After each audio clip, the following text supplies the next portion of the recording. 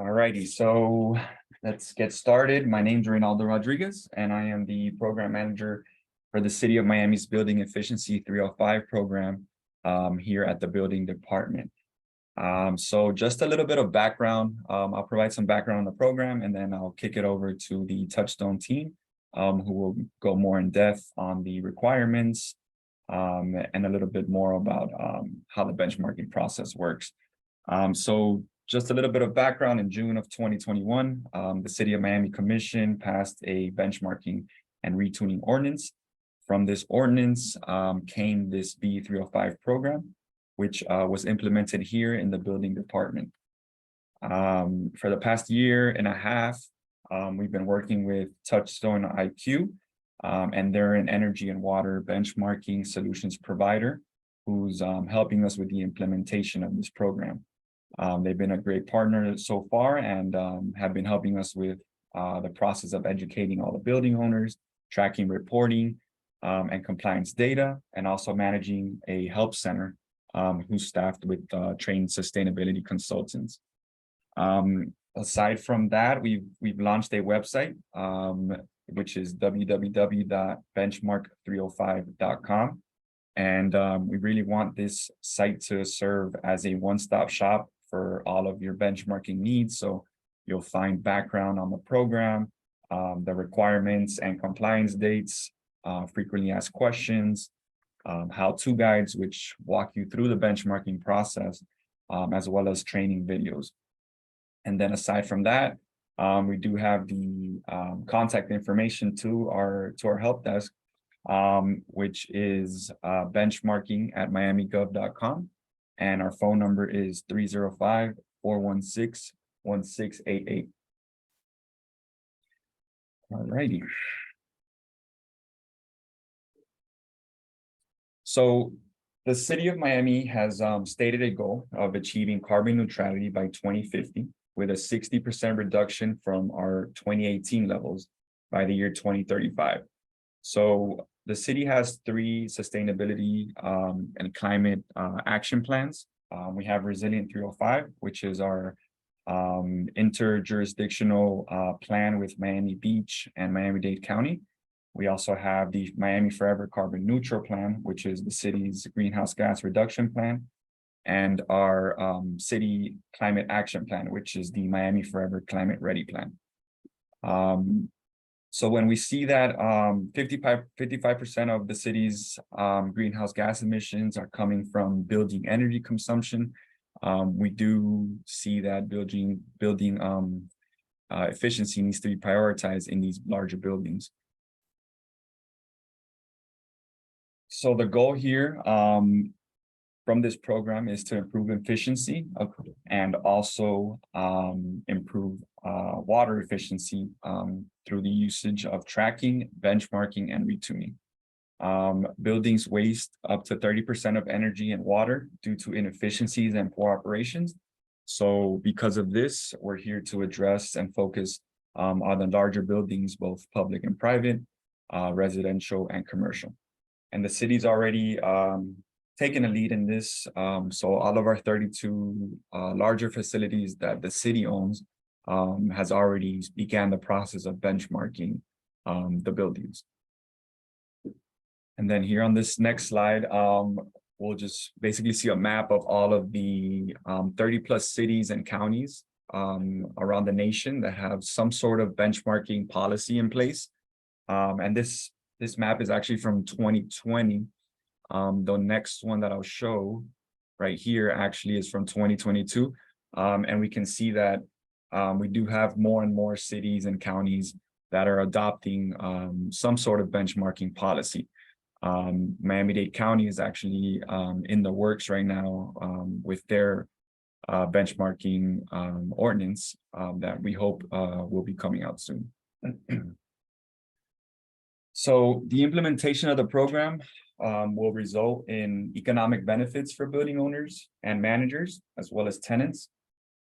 So for building owners and managers, we would see an increase in asset value, improve operating margins, improve tenant retention, and you get to distinguish your property from competitors. So you will be able to compare your building with other buildings of the same type and see how your building is performing compared to those. For the tenants, some of the benefits are improved indoor air quality and comfort, tenant satisfaction, and lower utility bills for each tenant. And then here we'll just see a little graph of some examples of what has worked in other cities and the progress that has been made from these type of ordinances. So we see that energy consumption has, for the most part, gone down by these percentages here. And in the next slide, I'll just point out the distribution of buildings based on square footage. So all of these buildings are going to be required to comply, and I'll show the compliance dates in the next slide. But for June 30th, which is the first compliance date, the buildings over 200,000 square feet are a total of 401. And for the October 1st, 2023 compliance date, the buildings over 100,000 square feet are 267. And then here we'll see the actual compliance deadlines. So June 30th, like I said, the larger 200,000 square feet or above buildings, and then 100,000 or above will be October 1st of this year. So I'll go ahead and kick it off to the Touchstone team. Just stop sharing my screen.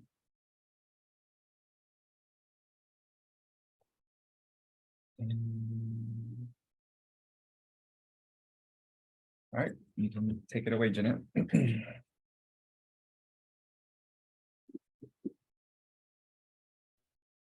All right, hello everybody. My name is Jeanette and I work with Touchstone IQ.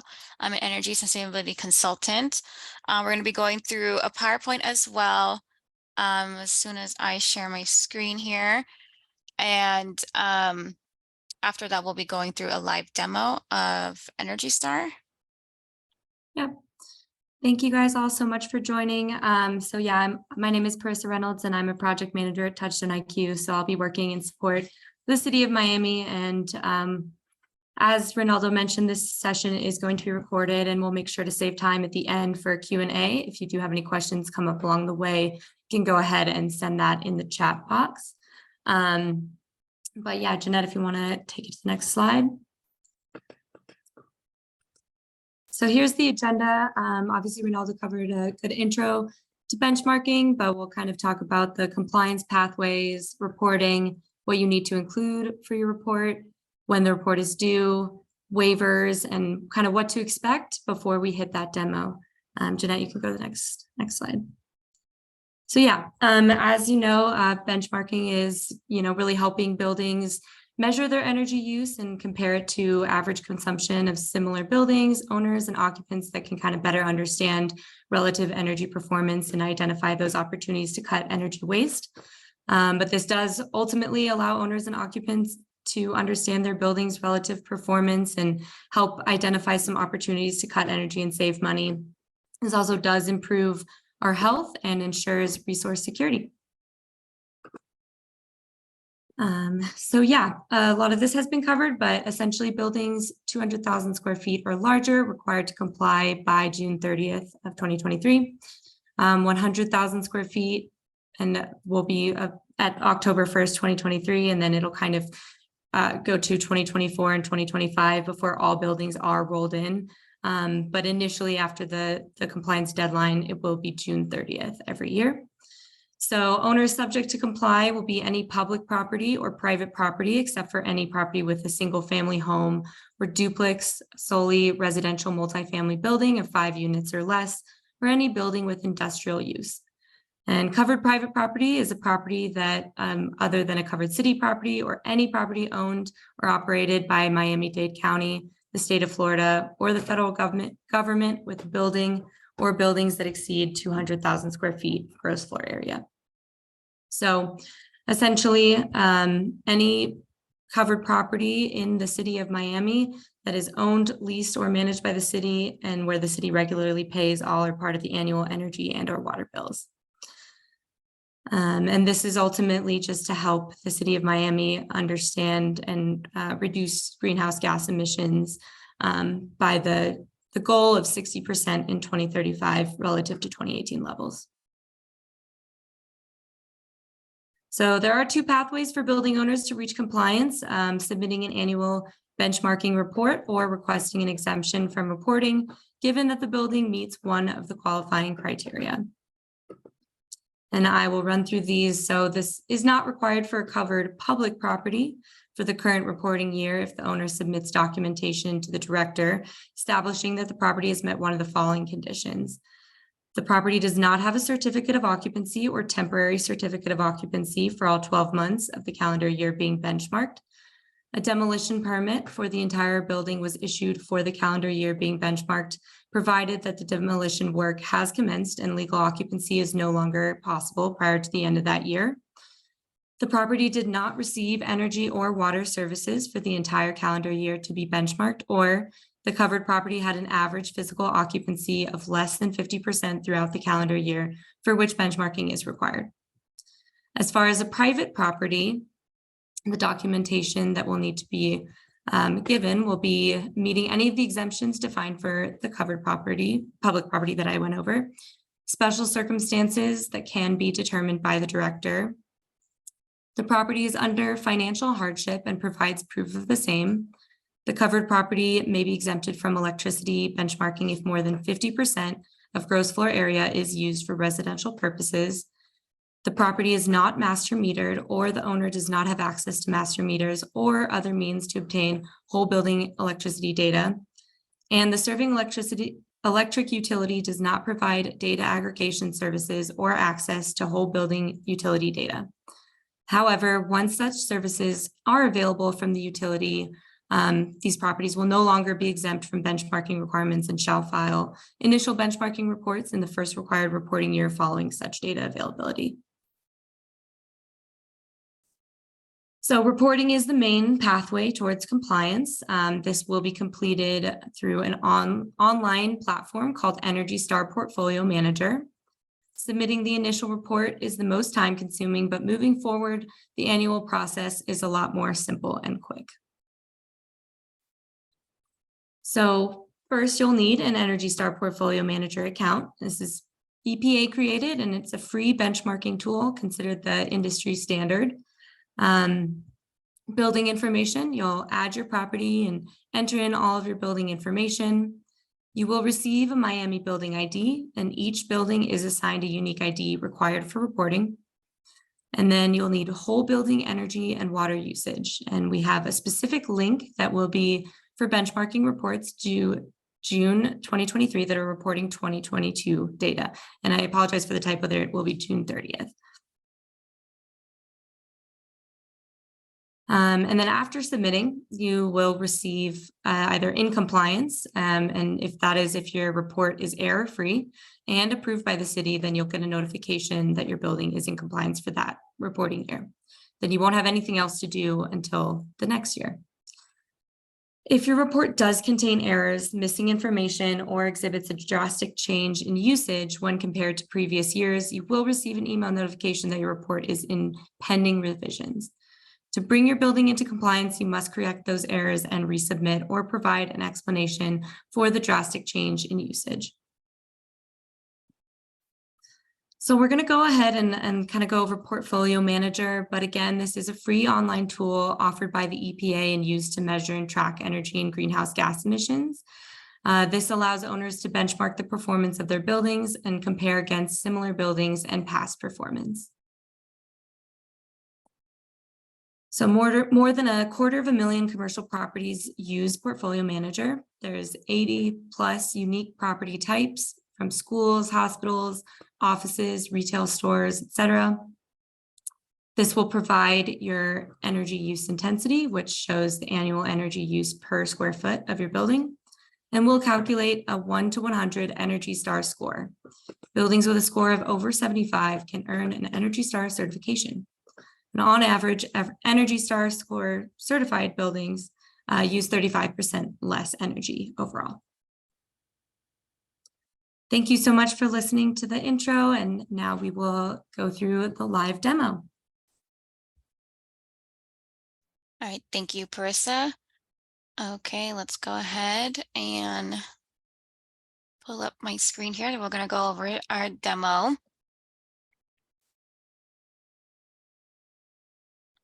All right, everybody. So I'm going to walk you through the process today of how to benchmark a commercial office building in Portfolio Manager. We're going to start off by going to energystar.gov/benchmark. I recommend bookmarking this page once you're here.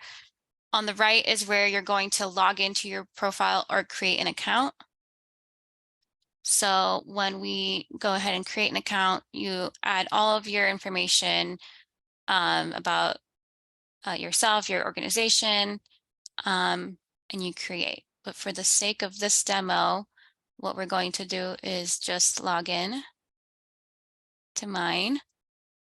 So once you create your account, this is going to be the main dashboard page.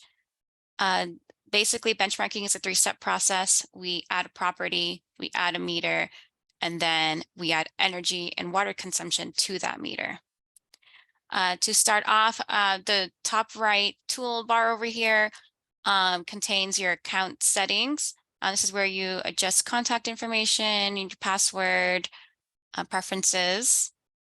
Your notifications are where you'll see sharing requests from others, from other Portfolio Manager accounts. That's something that we can go through at a different day, kind of get into that. Energy Star notifications are alerts from Energy Star, such as score changes or utility connection opportunities. Contacts are where you can add or delete contacts. You'll need to add folks as a contact before submitting a sharing request to them.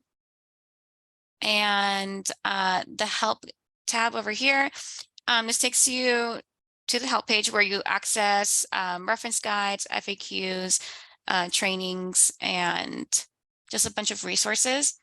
BE305 has a lot of video training resources that we've created for you guys, but this is another resource for you.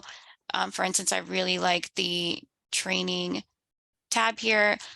They offer how-to guides and demo videos for just everyday Energy Star questions. Okay, so to go back to the main page, we have 4 tabs up here. The My Portfolio tab is where you see your dashboard and all of the properties that you create. And this is where you can also add a property. For instance, here I created a sample property. If you have 10, this is where they'll all show up. The Sharing tab is where you can share properties with other Portfolio Manager accounts after you've added them as a contact. The Reporting tab shows a list of your templates and reports, and this is a tab where you'll create data requests and ultimately submit your report to the City of Miami. For instance, an example here are data requests for Colorado. The Recognition tab provides information on Energy Star recognition for various building types, as well as shows past certification applications. All right, like I said before, this is a 3-step process. We're going to next add a property and then add a meter to that property. So when you create your account, you click here, add property. We're going to create a demo property today. So what we're going to do is create an office. As you see here, this dropdown gives you all of the options for the property type. We're going to go ahead, click office. I'm going to go ahead and click that my building is a single building. And typically when you're creating this, you're going to most likely click existing. This is a property that's been built and is being used. But for the sake of today, I'm going to use test property, and we're going to enter data as if it's an operation. All right, so this is where you fill out all the information about your property details. we're gonna go ahead, click everything and just fill this out. Say 123 Miami Street.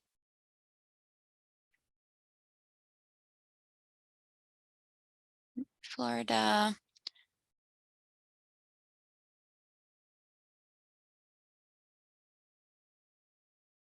We're just gonna fill this out. Okay, so we're gonna do as if it's gonna be a 200,000 square feet building. Occupancy. The office is full, 100%. All right, so once you fill this out about your property, this is very important part of the setup. You want to add your Miami ID. If you fail to add your Miami ID and you send your report to the city, we will not receive it because it has nothing to kind of like attach to. So what we're going to do is look up on the drop down, go to Miami building. And then typically the ID is going to be M and then 5 numbers following 11111. This is a made up ID. Okay, and then you choose any of these if they apply to you. Today, we're not going to go ahead, but you can review these in your own time. So once we do that, we're going to continue. Okay. This next page kind of asks for more building details about the building. So one rule of thumb here, we want to fill out the weekly operating hours and everything on these in these areas as best as you can. Please do not use as a default, click these or use temporary values. These, if you do, there will be errors in your report. And so try to just guess what the values are if you do not know for sure. Okay, so we can just fill this out. It's a building that operates 50 hours a week. We can just say there's 200 people here with 200 computers. Percent that can be heated. The whole building can be heated and cooled. So I'm just going to put 50% or more. And then we click add property. So now we've created a property. This is the main page that it takes you to. So if we were to go back to your dashboard, now you can see here that this Miami demo is under your dashboard, and this is where you'll click to go ahead, edit anything about your property or add your energy or water data. Okay, so before we add a meter, I want to show you the property page. The summary page here, this is the landing page for this particular property. It shows you your energy source score. Currently, it's NA because we have no data. This is where you'll see it. If you do end up having data, you cannot see your score. You just click this, and then it's going to tell you the error. Property has no energy meters. That's pretty obvious. We haven't added that yet. Right, the details tab is going to be where you see all the details of the information we just added to your building. If you click this caret here, it'll drop down to all of your information about the building. Under IDs, you can always double check your ID on this left side over here. Our Miami ID has been attached. If there's ever anything that you guys want to update about your building, change of operation, things like that. And here you'll go to this drop-down menu and click correct mistakes. When you correct mistakes, you can go ahead. It's the same questions that we were asked before. You just go ahead and edit that information and you save.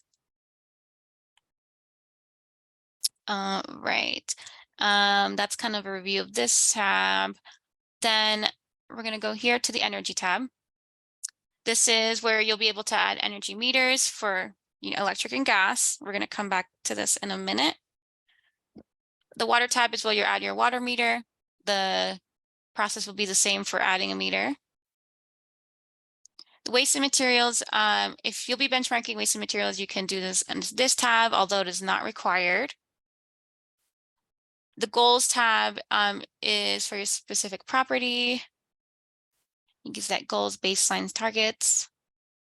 And then design is a tab where you would use for designing a building that you wanted to meet Energy Star standards in the future. All right. So what we're going to do next is we're going to add a meter. So it's going to be easiest to just add energy and gas meter, electric and gas meter. So when you come to the energy tab, you're going to click add a meter. It takes you to this page. Given that we need both electric and gas, it's best to click both. You purchase from the grid, natural gas. We want 1 meter. Just say there's 1 electric, 1 gas meter for both. You're going to get started. All right, so this is the next page that it takes you to. If you go into kind of like these areas, you can always edit the name of your meter. If you have multiple, you could, name them whatever you'd like, maybe the utility provider. This area is necessary to fill out the units. Typically, you could always check the units on your gas bill, but for the sake, it's usually therm, so that's what I'm going to put. The date the meter became active is going to be the date that of the first bill that you enter. So given that for the 2023 reporting year, we're looking for 2022 utility data, we want the very first of 2022. And then this building is in use. These are typically the main ones you'll fill out. The same thing for electric, you could edit the name. For units, we can do kilowatt hours and put 2022, right? Let's go ahead, create these meters. This is kind of showing you what the empty meter would look like. Continue. Okay, so this is very important. Once you're on this page, as you can see here, both of these meters are selected. We want these meters then to account for the total energy consumption of our building. So we're going to check this box for both of these meters. So now, as you can see here, we have 2 meters, electric and gas. Okay, so the next step after creating these meters is going to be adding the energy consumption. So the best way we're going to do this is, let's say that when you click a meter, there are multiple ways to add energy consumption. One of the ways is going to be using the spreadsheet here. So when you click on it, it downloads an Excel spreadsheet. I'm opening up the spreadsheet. I'm not sure if you guys are going to be able to see it. Can someone confirm if they could see the spreadsheet or not? If you have it open, then no, we don't see it. Okay. Let me share that real quick.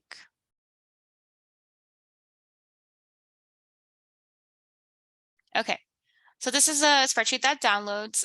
Whenever you want to add your energy consumption for the entire year of 2022, typically you'll request this data from your energy provider. And there are times where they can send you a spreadsheet of this information. You're going to write the date. Well, don't know if it's letting me edit. All right, well, oh, there you go.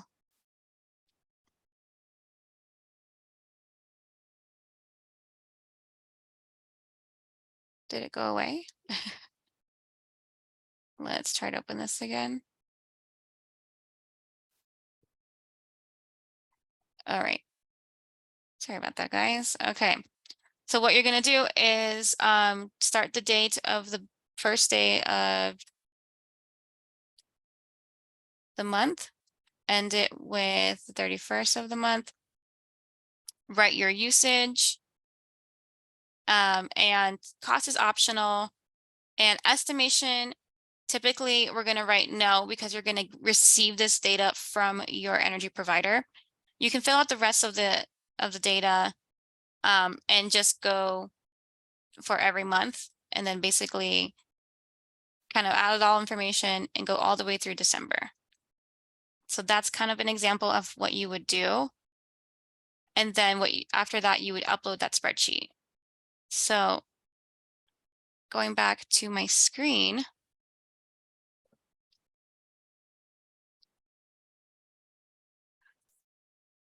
Going back to my screen here, after you filled all of that out, you're going to choose your file and upload. That's one option. If you feel like you want to manually add this into your meter, we could always add an entry and type it in here. Oh, I don't know why that did that. And then, okay, let's go. Sorry, my typo, guys.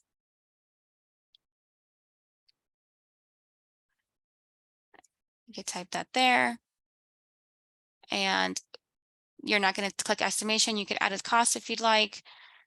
You can also add multiple entries at once. And once you add it, as you can see here, it'll kind of just continue on for the year.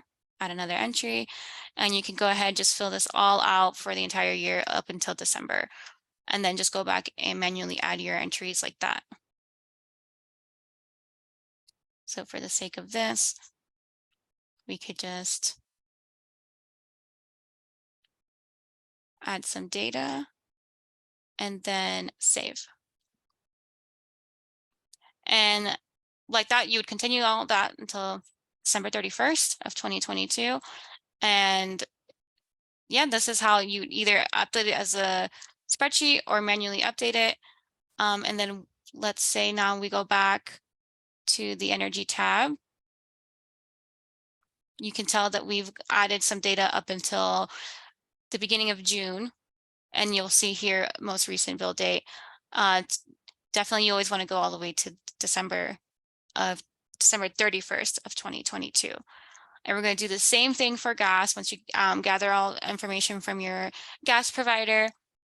And the same thing for water once you create your water meters and add all of the water data for the calendar year of 2022. All right, so let's see here. So yeah, that basically kind of concludes adding energy consumption. We've seen how to create a property, how to add a meter, and how to add data into that meter. That concludes kind of my live demo today. I'm gonna stop sharing here and then leave it open for anybody who has questions.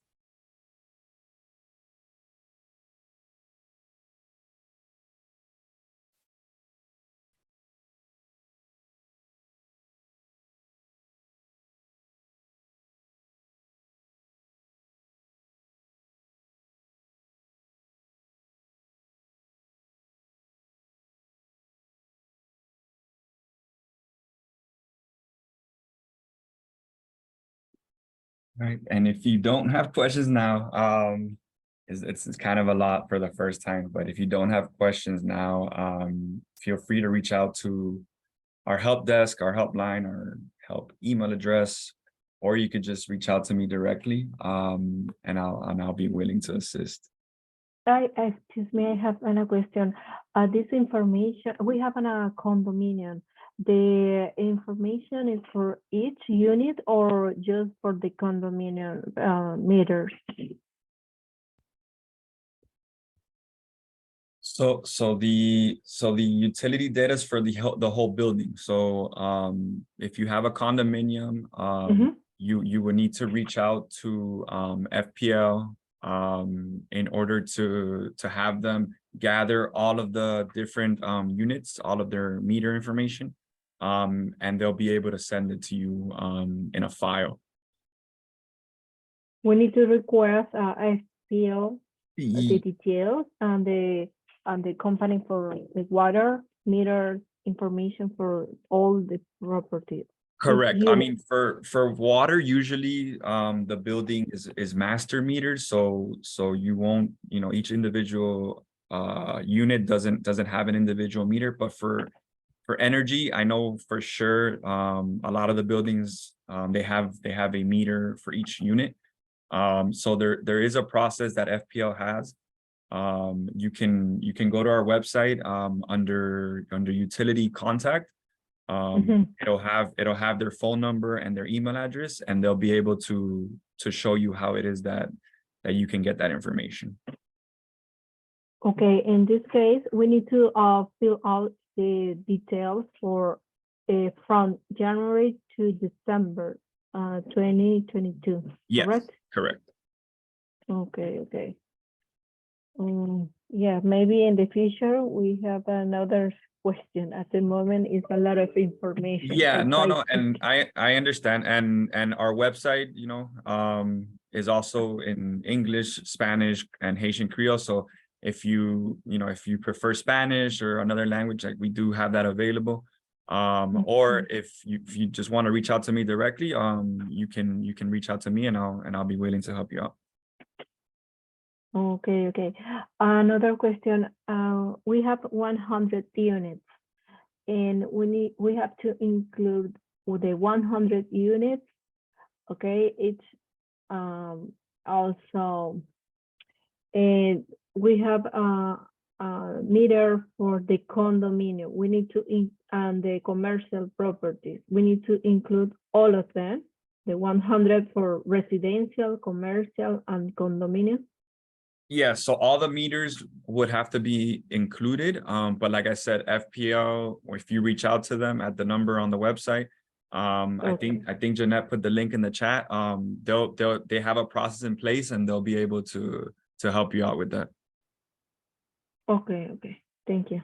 What they'll do is they'll add up, they'll take all the meters and they'll add them all up and send you you know, a number for each month, and then you'll be able to use that to add to the Energy Star portfolio website. Okay, thank you. You're welcome.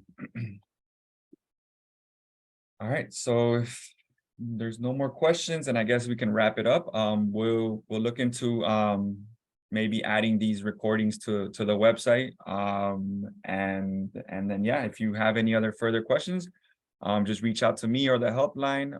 And then you can always sign up for any other trainings in the future, which we're having throughout May and June on Tuesdays and Thursdays. Okay. So if there's nothing else, thank you for joining, and I guess we'll see you soon if you want to join again. Thank you. Bye-bye. All right, thank you.